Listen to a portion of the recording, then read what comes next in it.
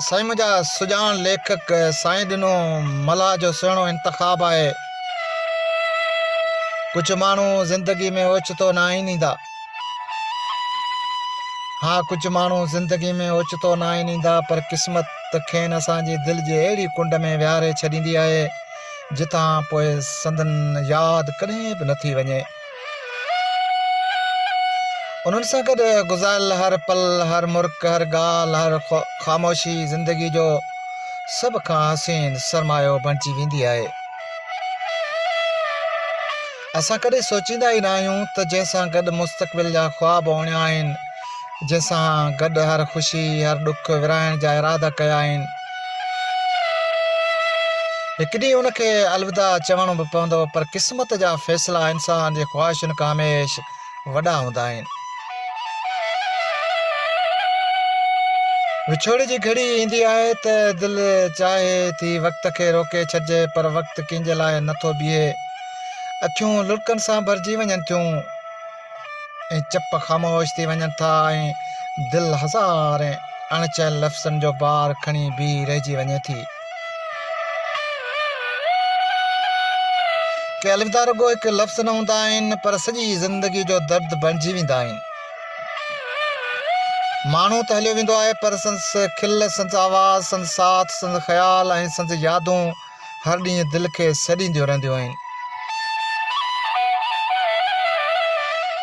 हर उहा जाइ जिते गॾु वेठासीं, हर उहो रस्तो जितां गॾु लंघियासीं, हर उहा शाम जेका गॾु गुज़ारीसीं, सभु कुझु हुन जी खोट जो अहसासु ॾियारींदो रहे थो।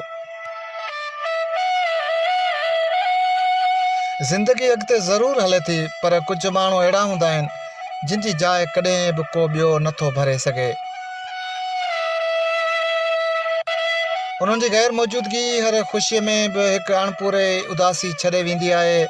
मुर्क चपनि ते हूंदी आहे, पर दिलि अंदरि कंहिं ख़ामोश मातम में वेठल हूंदी आहे।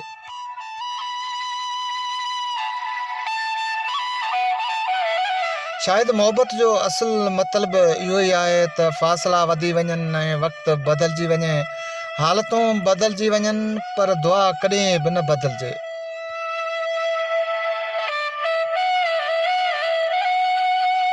हाँ दोस्तो, इंसान पोइ बि उहो ई चाहे थो जंहिंसां मोहबत कई वञे थी, उहो जिथे बि हुजे, ख़ुशि हुजे, सलामत हुजे ऐं संदसि ज़िंदगी हमेशह सुकून सां गुज़रे।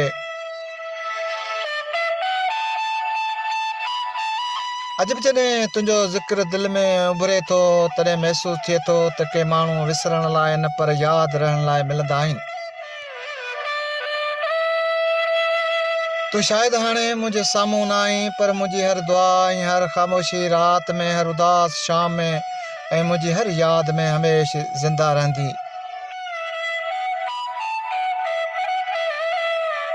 तुंहिंजी खोट लफ़्ज़नि में बयानु नथी करे सघिजे। कुझु रिश्ता वक़्त खां वॾा हूंदा आहिनि दोस्तो, ऐं कुझु यादूं उमिरि खां बि डिघियूं